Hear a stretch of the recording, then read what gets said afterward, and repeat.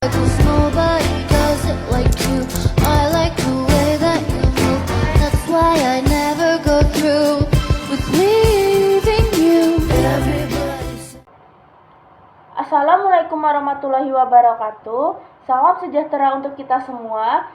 Terima kasih atas kehadirannya Ibu, Bapak, dan para mahasiswa yang telah mengikuti seminar hari ini. Izinkan saya Mutiara Arelita Jihan Kuinsa dengan NIM 2510917000108 yang berkesempatan kali ini untuk mendalami sebuah topik penting, yaitu membangun kecerdasan spiritual dan emosional mahasiswa melalui penguatan karakter.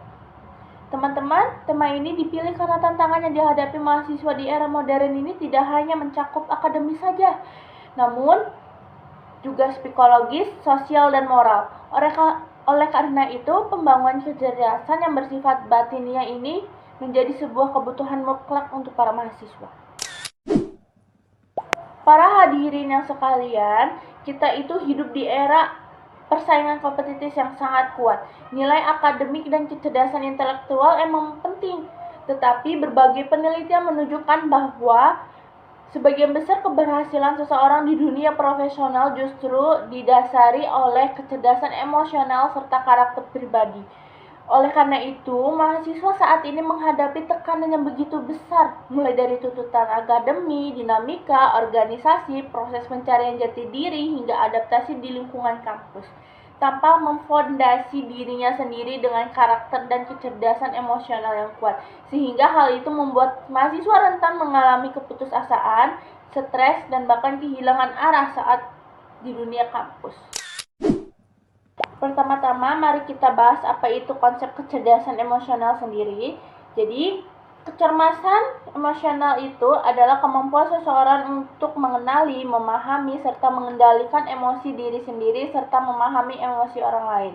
Dalam konteks mahasiswa, kecerdasan emosional tercerminkan dari kemampuan bagaimana ia menyikapi sebuah kecemasan saat menghadapi ujian, bersikap dewasa saat ada konflik dalam sebuah tugas kelompok, bekerja sama dalam organisasi yang ia ikuti, serta mampu bertahan menghadapi tekanan akademik yang terus-menerus ia akan hadapi. Mahasiswa yang memiliki kecerdasan emosional yang baik biasanya ia bisa menunjukkan kemampuan komunikasi yang tinggi, stabilitas mental yang lebih baik, dan memiliki ketangguhan dalam menghadapi berbagai kegagalan. Oke teman-teman, mari kita lanjut ke pembahasan selanjutnya, yaitu kecerdasan spiritual. Apa sih yang kalian tahu tentang kecerdasan spiritual? Jadi di sini akan saya bahas. Kecerdasan spiritual adalah kecerdasan yang berhubungan dengan kemampuan seseorang memaknai hidupnya, memahami nilai-nilai kehidupannya, serta bagaimana ia menjalin hubungan vertikal dengan Tuhannya.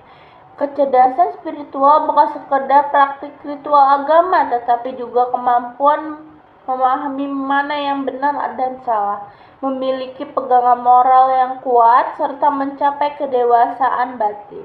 Mahasiswa yang memiliki kecerdasan spiritual tinggi akan memiliki visi hidup yang jelas, tidak mudah goyah oleh pengaruh lingkungan, serta mampu memaknai setiap proses akademik yang ia jalani sebagai perjalanan pembentukan dirinya sendiri. Jadi teman-teman, dari dua kecerdasan yang barusan saya jelaskan memiliki kaitan yang cukup kuat. Apa sih kaitan antara kecerdasan emosional dan kecerdasan spiritual? Jadi, jika kecerdasan emosional membantu para mahasiswa mengelola apa yang mereka rasakan, maka kecerdasan spiritual akan membantu menentukan arah dan nilai apa yang mereka lakukan. Kedua kecerdasan ini memiliki fungsi membentuk karakter para mahasiswa. Karakter yang bukan hanya tentang sikap, tetapi bagaimana mereka bertindak secara konsisten. Mahasiswa berkarakter adalah mahasiswa yang bersikap jujur, disiplin, bertanggung jawab, peduli, dan berpegang pada prinsip moral. Saya memiliki strategi dan penguatan karakter yang bisa kita terapkan di dunia kampus seperti pembiasaan dan disiplin diri. Poin pertama ini adalah bagaimana kita membentuk karakter melalui tindakan yang diulang. Mahasiswa yang terbiasa hadir tepat waktu, mengerjakan tugas sebelum batas waktu, dan menghindari plagiarisme akan terbentuk menjadi sebuah pribadi yang tanggung jawab. Poin kedua adalah lingkungan pembelajaran yang baik. Kampus harus menjadi ekosistem yang menumbuhkan budaya positif. Dosen, tenaga pendidikan, dan sesama mahasiswa harus menjadi contoh nilai dan etika dalam kehidupan akademik. Dan poin terakhir adalah penguatan nilai spiritual dan moral. Nilai moral dan spiritual perlu menjadi bagian dari salah satu kurikulum pembelajaran, dikarenakan nilai seperti kejujuran, amanah, ketangguhan, empati, dan rasa syukur itu perlu ditanamkan secara sadar dan sistematis melalui proses akademik maupun non-akademik sehingga bisa diterapkan dalam kehidupan sehari-hari. Oke teman-teman, kita sudah ada di penghujung materi. Jadi di sini saya akan memberikan apa sih manfaat bagi mahasiswa jika memiliki kecerdasan emosional dan spiritual yang terbentuk dengan baik. Jadi, jika mahasiswa memiliki kedua kecerdasan tersebut, mereka akan lebih siap menghadapi tantangan kehidupan. Mereka akan memiliki ketenangan batin, percaya diri, kemampuan untuk menghadapi stres ataupun berbagai tekanan di dunia sehari-hari, relasi sosial yang sehat, dan tujuan hidup yang jelas. Selain itu, mahasiswa yang berkarakter kuat lebih dihargai dalam dunia kerja, karena mereka lebih dewasa secara sosial dan lebih mampu membuat keputusan serta bertanggung jawab atas keputusan yang mereka buat. Sebagai kesimpulan dari seminar ini, dapat kita pahami bahwa kecerdasan spiritual dan kecerdasan emosional memegang peran penting dalam pembentukan karakter mahasiswa di era modern. Kenapa bisa begitu? Karena kecerdasan emosional memungkinkan mahasiswa mengenali, mengelola, dan mengekspresikan emosi secara tepat.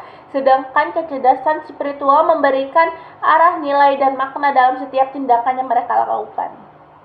Dengan demikian, kampus bukan hanya menjadi tempat transfer ilmu saja, tetapi juga menjadi ruang pembentukan manusia yang utuh, cerdas secara intelektual, matang secara emosional, dan kokoh secara spiritual. Semoga melalui penguatan kecerdasan emosional dan spiritual, kita semua bisa menjadi insan akademik yang bukan hanya unggul secara intelektual, tetapi juga matang secara moral dan batin. Terima kasih atas perhatian Bapak, Ibu, dan para mahasiswa sekalian. Saya izin mengundurkan diri. Wassalamualaikum warahmatullahi wabarakatuh.